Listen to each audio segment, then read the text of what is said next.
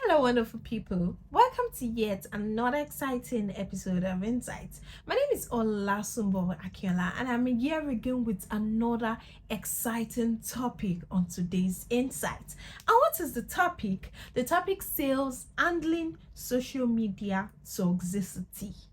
How do you handle social media when it gets toxic? How do you handle social media when it starts affecting your mental health and your emotional health?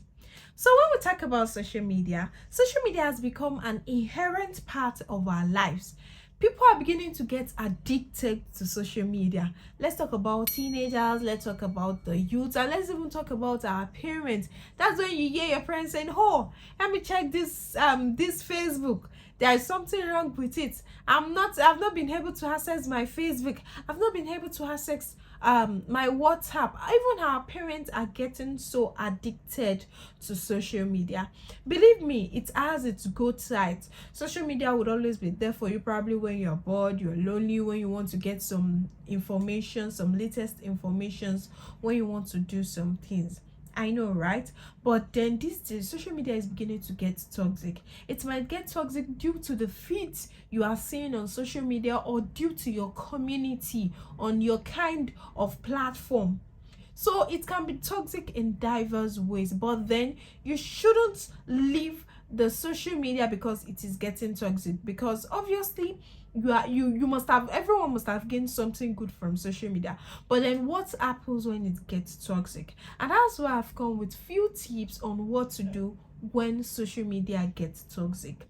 There was a time during the NSAS protest here in Nigeria, social media got so toxic for some people, and some people just had to like leave the internet because you open your platform and then you start seeing some scenes, or you start reading some news or information you're not even happy about, information that is messing up with your mental health, information that is messing up with your emotional health. But what do you do when it results to that? The first thing in which you can do is to keep it brief. You can always keep it brief. You don't have to be on social media for 30 minutes, for 1 hour, or for 5 hours in the whole of 24 hours in a day. So you have to keep it brief. Keeping it brief is that you may find that a few short social media sessions per day may help you feel better.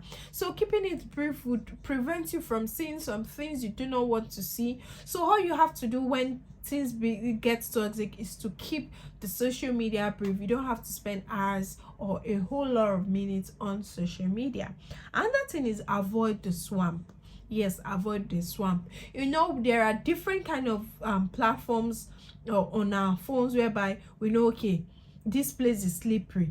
You cannot just enter this particular platform and then do as you like. Yes, let's use Twitter for an example. You cannot just enter Twitter and be like, okay, probably you were the let's say the one you've been trending on Facebook, or you feel like, oh, I know how it works on Facebook, I get mad for Facebook, let me go to Twitter. My dear, Twitter is not like that. If you've been the class captain of Facebook, let me tell you, when you get to Twitter, you don't even have that kind of energy or that power with you, because even if you are doing the good or you are doing the bad, you cannot just go to Twitter, because Twitter is a very slippery app. So avoid the swamp. There are people online who are critical and hostile. There are people who do not even care, and this does not, I am not specifying this to just one platform. There are people that are hostile on Facebook, we have them on Instagram, we have them on Twitter, we have them in Clubhouse, we have them in different social media platforms. So you don't have to like, okay, just believe that, okay, I believe there are people that are not nice, you do not have fans in this place, but then that should restrict you from going to places that are swamp. So avoid the swamp. And there are people online, there are organizations that trade on creating controversy, anger, fear, and suspicion rather. And the third thing is trim unwanted contact. If you believe you have this particular contact on your phone and you do not really like whatever they send to you or whatever they post on their status, please try to trim it. I believe there are some people on your WhatsApp that there is nothing they can't post on their WhatsApp status. They post things that are not meant to be seen by ordinary eyes or just by an ordinary person. So if you believe, okay, this kind of people send me messages or videos I do not like, please try to delete their contact. So far it is not helping your mental and emotional health. Another tip here is for you to be active rather than passive. And when I say it is important for you to be active rather than passive, it means people who use social media passively, just browsing and consuming others' posts, feel worse than people who participate actively, posting their own material and engaging with others online. So always try to focus on your online interactions on people you also know offline. What it is saying here is that it is better you interact with people you are familiar with offline when you're on any kind of social media platforms. You can't just familiarize with strangers, and even if you do, I believe it is very important you conceal some information about yourself.